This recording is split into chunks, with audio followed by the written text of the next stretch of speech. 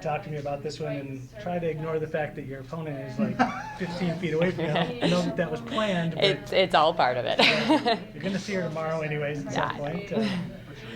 Have you seen her this week, though, before this? Or? No, this is the first time. Okay. So you're a fighter. Tell me, and I'm not. What does that do to somebody like you, to your mentality? I mean, honestly, I think, thankfully, I've been in this long enough that at this point, it's part of it. And at this level especially, we've gone through the amateur phases where you kind of are like, oh, there's my opponent. Do I have to be mean? Do I have to be whatever?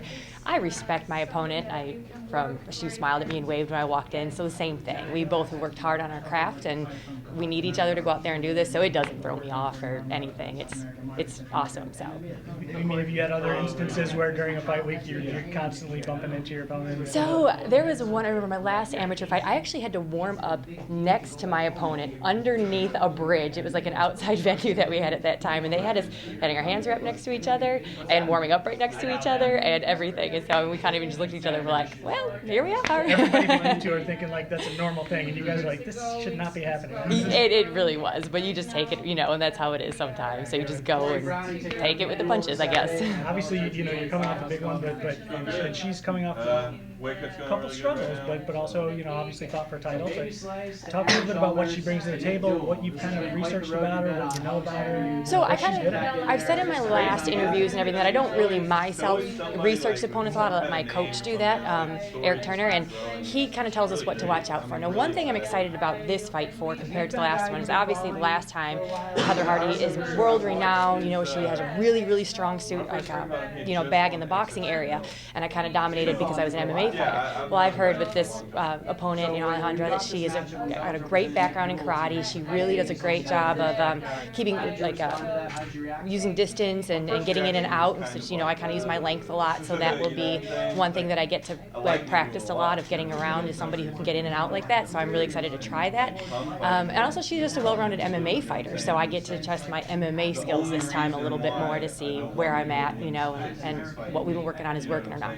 When the call comes in, they say, hey, this is who you're going to fight. I mean, how excited did you get? And did you get to that point where you go, man, like coming off kind of a high-profile win my last time, and this would be just as high-profile, and suddenly people are talking about you being in the mix. Yeah. Is that kind of what goes through your head? It is. I mean, it's neat to have my name thrown out there so much and to have them ask me back. Now, I know I wasn't the first choice. I think there was somebody from Brazil who was supposed to have the fight, and it fell through. But when they call, like I said, at this level, I mean, you say yes. I want to see what my skills can do against the best of them. So he looks at them and he came up with a game plan, but I was just excited to say yes and be here right away. She's obviously fought 10 pounds down her last couple times. I mean, is that anything that you worry about or think about and take into consideration as you No, because we're both 125 fighters typically, and even this one was supposed to be 125 originally. I think the athletic commission just had some issues with some of the paperwork and everything at first. But I mean, I came in walking this week where I normally do to go to 125, so I'm a pound or two off of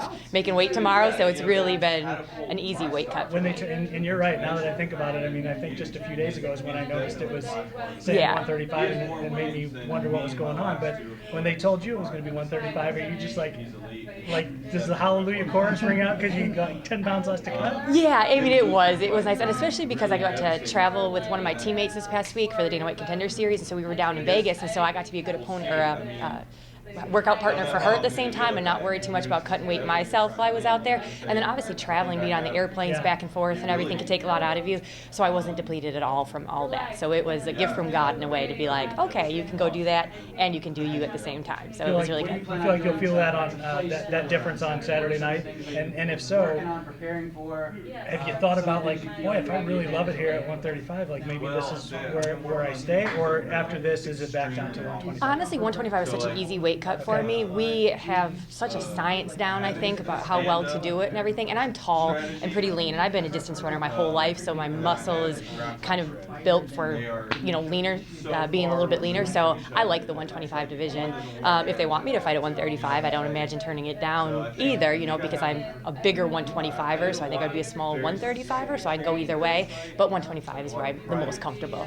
You had an ideal way, like your pie in the sky dream of how you get a done on Saturday, what do you think it would be? Let's see. I've envisioned it a million times. That's one of the things we do is we vision it. And, I like to meet people where they're the strongest. So, she's obviously, everybody's talked about what great she is at striking and punching and all that. So it would be kind of cool to show people out there that I'm a great striker too against one of the best people that's in the business with that. And so, getting a knockout that way would be really cool. Obviously, a finish is what I would love to do.